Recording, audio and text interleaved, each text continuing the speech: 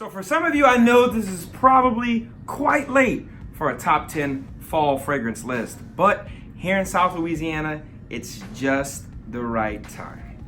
Stay tuned.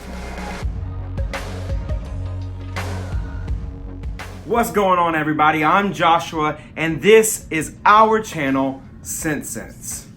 To all the loyal subscribers and the sensations out there, to you people who keep watching these videos because for some reason you're too crazy not to you people, salute. And to all you new people who are maybe checking the channel out for the very first time and you haven't quite made up your mind yet, we got pumpkin spice lattes. Stick around. Today we'll be talking about 10 fragrances that I will be wearing this fall season. No, these are not the greatest fall fragrances of all time. No, these are not my favorite fall fragrances of all time. These are the ones that I will be wearing this season. These are 10 fragrances that I think if you don't have them or you haven't smelled them, you should try them. Starting off the list at number 10 is a fragrance from the house of Valentino. This fragrance was sent to me by the good folks at FragranceNet. I'll be doing a review very soon on it. Keep an eye out. This is a fragrance that is nestled deeply in the collection of Mr. Carlos over at the channel Brooklyn Fragrance Lover. He's a big time fan of this fragrance and I just had to get my nose on it because I've heard such great things about it from him and many other people. And at the end of the day, I don't exactly have this fragrance available to me at local retailers, so you know what, I just blind chose it and this is the one I got. So coming in at number 10 is a heavy, dark fragrance from the house of Valentino. That's Valentino Uomo Noir Absolu. Noir Absolu is a fragrance that's often forgotten about, mainly because you have the original Valentino Uomo, you have the intense one, and you also have the new one that just came out that forgot something about Roma, that's like Invictus and lipstick. This one often gets left in the dark. This is not a compliment getter or, you know, a panty dropper, if you will. This is something that will definitely work for you if you like something that's more adventuristic, you like something that's different, that's unique, that's not the same old humdrum that you're used to. This is something that's gonna be dark and resinous, something that's going to make you stand out. So this is something you're gonna wear for you and not for the ones around you. Now, some people may like it, but in my personal opinion, in the opinion of my wife, this is not something you wear, you know, on a night out in the town to try to like go on a date or maybe, you know, pick up a significant other. So coming in at number 10 is Valentino Uomo Noir Absolu. Coming in at number 9 is a fragrance that started off a line that has been super productive and super popular. It's launched fragrances such as Allure Homme Sport, Eau Extreme, Edition Blanche. The list is pretty stout. But this is the one that started it all for that fragrance line, and this is one that really is one of the main fragrances that I remember smelling when I was in high school because it's what my dad wore, and of course I just thought it was super cool and classy and sophisticated. Coming in at number 9 is Chanel's Allure Homme. Chanel Allure Homme is a super classy and sophisticated fragrance that stands alone. Allure Homme is a fragrance that's often forgotten about when it comes to the house of Chanel. A lot of times you'll hear about the Egoist line, and when you hear about this line, it's definitely not this one. You're gonna hear about Edition Blanche and Sport Extreme, but this is the one from the Allure line that really started it all. This is a fragrance that has been imitated by Perry Ellis when they made the Perry Ellis M fragrance. I do think that a lot of people think it smells really close. I definitely think that this is a lot more sophisticated, this is a lot creamier, and this is a lot smoother and just overall a much better fragrance. If you're looking for a fragrance that's gonna lean a little more masculine, but is also gonna have a sweet, seductive nature to it, kind of like Bond No. 9's New Harlem, this one right here is definitely something that will work for you. So coming in at number 9 from the house of Chanel, Allure Homme. At number 8 is a fragrance that comes from a long line of flankers. I don't think another fragrance in the fragrance world has as many flankers as this fragrance's predecessor. I think this is the best one from the line. I think it's the most unique. I love the rose that comes out of this fragrance. If you're a fan of this channel and a fan of other channels, you'll definitely know which one I'm talking about. If you're a member of #AllTeam, you'll know what I'm talking about. Coming in at number 8 from the house of YSL, we're talking about L'Homme Ultime. L'Homme Ultime is L'Homme with a little bit of sharpness and a little bit of rose. There's not a whole lot of designer scents, especially from popular lines that like to host the note of rose. I find that this one does it perfectly. It's very, very pleasant, and I find in the colder air, it brings out the sharpness of it, and it definitely highlights that rose note, and it definitely will set you apart from smelling like everybody else in the room. So for those fresher, slightly warmer days in the months of fall, especially here in South Louisiana, I'll be rocking this fragrance. I think it's a great fragrance. If you don't have it in your line of fragrances, this is one you should definitely sniff. From the house of YSL, we're talking about L'Homme Ultime. At number 7 is a fragrance that is a hidden gem. It kind of looks like a gem. From the house, the most prestigious house of Jennifer Lopez, the fragrance is Deseo for Men. It's a discontinued fragrance. It's kind of hard to find. You're not gonna find it at a local store or anything like that. You'll have to pick it up on eBay. But I think it's definitely worth looking at. It's super unique. It has some wood notes in it. It has some citrus notes in it. It's got some patchouli. It's got some orris root. But there's just something about the combination that's very, very striking. It kind of gives off the vibe of a classy alcoholic drink with a little bit of tobacco in it. It's got that citrusy opening to the fragrance, but it's really well balanced. It's not something that's really bright. It's kind of something that feels like it's right in the middle of that super bright or super dark fragrance. I feel like it's a balancing fragrance, if you will. This is something that I'll definitely be wearing in the fall nights. I think this is a great date night fragrance. I think this is something that you should all check out if you haven't. I'm telling you, if you're looking for something different and new and unique and you're just super bored, you have a large collection, and you just want to go online and buy something, this is definitely something you'll have to check out. Now, warning people, you're gonna have to blind buy it because, like I said, it's not readily available. So if you do that at your own risk. I personally had this fragrance before it became discontinued, so I know how to enjoy it. I know that I really enjoy it. But if you believe what I have to say and you put any stock in it, I think it's worth every penny. Coming in at number 7 from the house of Jennifer Lopez, Deseo for Men. Coming in at number 6 from the house of Versace, Versace's Oud Noir.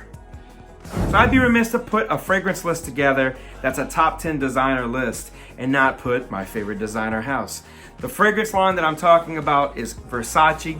I feel like that's painfully obvious, but I'm not gonna be talking about a freshie. I'm gonna be talking about what I like to call the poor man's Tom Ford's Oud Wood. I think that this one is a slightly sharper, slightly more danky version of that. This does dry down really close to what Tom Ford's Oud Wood offers, but it's more synthetic, it's cheaper, but you get what you pay for. So this is something you can have for $40 to $50, whereas Oud Wood is much, much more.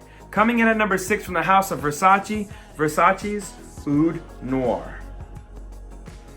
Coming in at number 5 is probably one of the most redeeming fragrances from this line. It's often the most celebrated or enjoyed fragrance from this company, mainly because the majority of their offerings are super, super sweet, super synthetic, super crowd pleasing. And this one I think feels like it's the Cinderella of the group. It feels like the bastard stepson, the one that just kind of gets pushed in the corner and gets the crappy ice cream that nobody likes, like Neapolitan, or whatever's left in the Neapolitan, when everyone eats the chocolate and the vanilla and the strawberries just chilling over there with like vanilla drooping off of it and it tastes like crap. You get it. Coming in at number 5 from the house of Paco Rabanne and coming from the 1 million line, we're talking about 1 million Prive.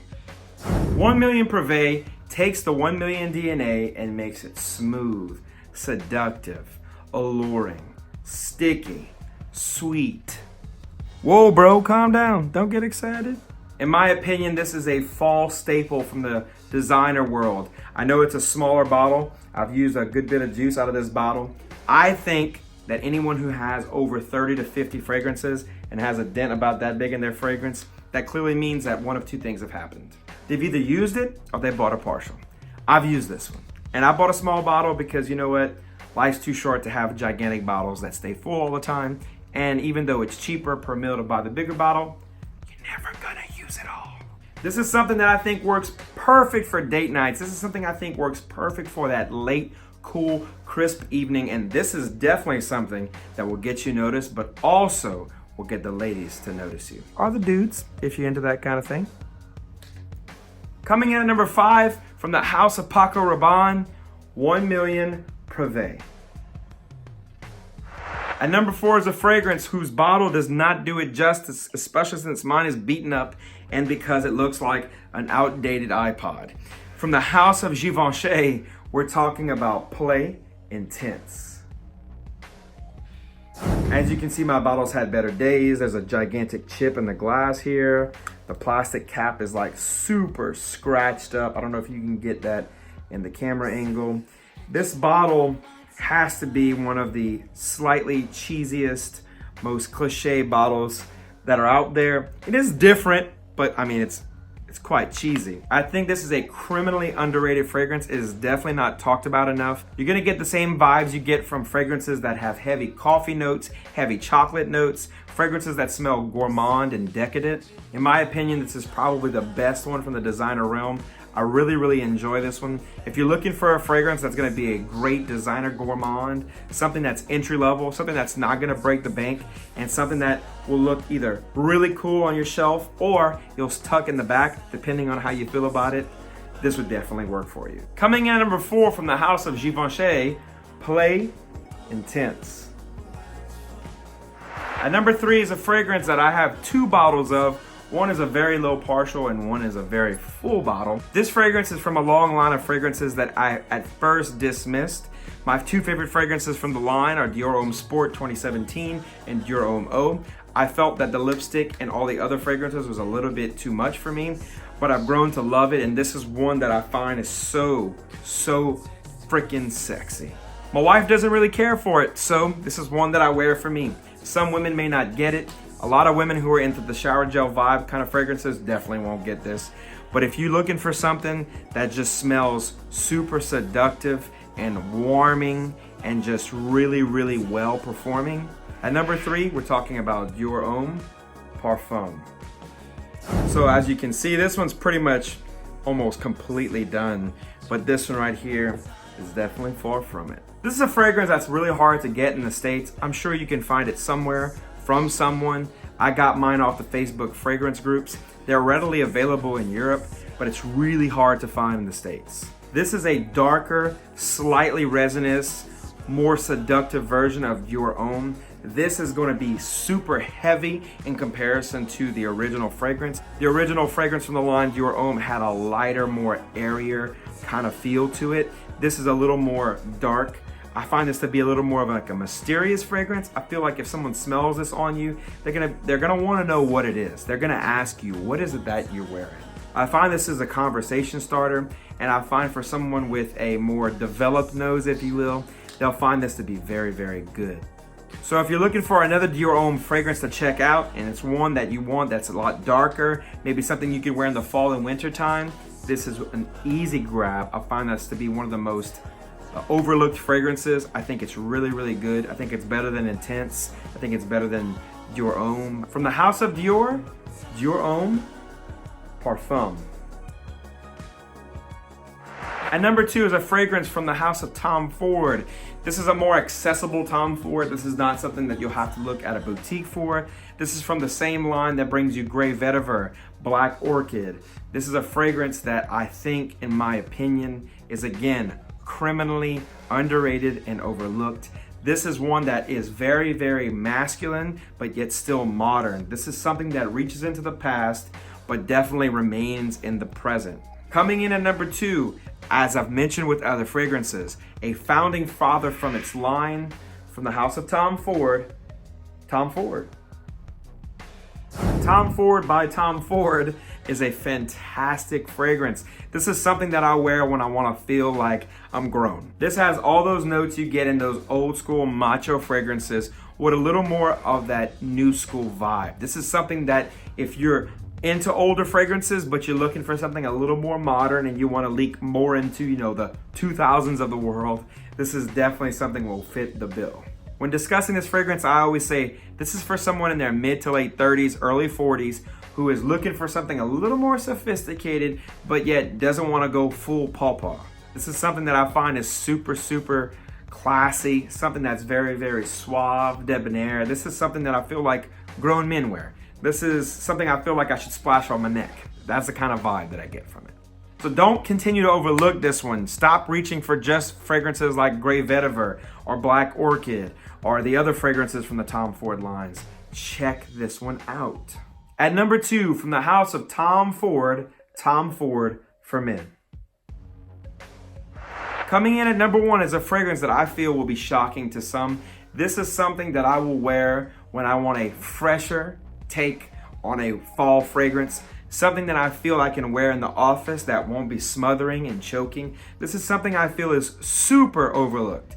In fact, I think I need to change this list to the top 10 overlooked fall fragrances designer edition, because I feel like these are ones that you should check out if you haven't, and stop going with the same ones that every single person is. I find that this one is one that I bought off of a fragrance group, and I thought, no, I just want to try it out mainly, and it was a really good price, and I'm glad I did. I'm glad I blind bought it. I don't regret it at all. Coming in at number 1 is a fragrance that you often hear this when people talk about it, this rattling noise. I'm sure you get it at this point. From the house of Vicktor and Rolf, Spicebomb Fresh. Spicebomb Fresh is a welcoming, cool take on Spicebomb. Spicebomb has been a very popular fragrance. It is often very popular amongst the ladies. I do find that this one is something that you can wear on the warmer days. I find that this is one that is a very good transition fragrance, one that starts off going towards fall. This is something you could wear in the early fall. I find that you can wear it anytime, but I think it's perfect for that. I think it's perfect for a very cool fall night, something in the mid to low 60s. I think this will definitely get you noticed, and I think people will notice the Spicebomb in it, and they'll pick that up, but they'll really think that, man, maybe he sprayed something else on top of it, but in all actuality, you haven't. This is gonna give you that uplifting nature that you get from those fresh fragrances, while still giving you that balanced, grounded, deeper, darker fragrance that you expect to smell in fall. So coming in at number 1 from the house of Vicktor and Rolf, that's Spicebomb Fresh. Well, there you have it. Those are the 10 fragrances that I will be wearing from the designer realm this fall. I hope these are some fragrances that you haven't seen on other lists. I'm sure some of them you have, but I hope that maybe I've given you a few ideas of some fragrances you should go check out. If you do enjoy those fragrances, why don't you let me know? Let's get the conversation started. Go ahead and leave a comment in the comment section below. Let me know which of these fragrances you have, which of these fragrances you've smelled, and which ones you want to smell. And if you think I was completely wrong and there's some fragrances that I left off the list that are absolutely criminal, go ahead and let me know that too. Again, thank you so much for stopping by. While you're at it, why don't you go ahead and subscribe and become a member of the ScentSense family. And if you don't want to, I completely understand. But if you do, or if you already are subscribed, go ahead and smash that notification bell. That way, when my videos come out, you people will be the very first to know. You guys know how I end this every time. I'll smell each and every one of you later. Peace!